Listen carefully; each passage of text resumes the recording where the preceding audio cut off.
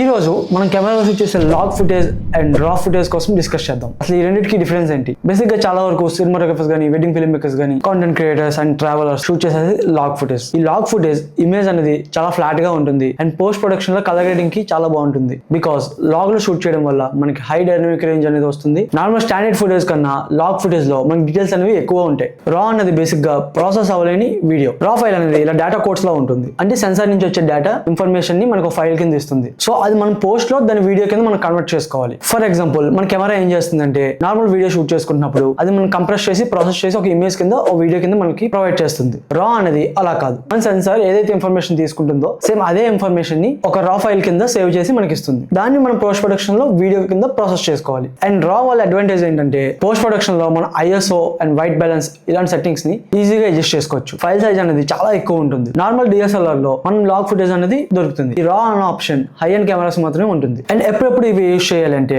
Simple గా cut చేసి copy చేసి ఇచ్చేయాలి అనుకుంటే మన MP4 లో షూట్ చేసుకోవచ్చు.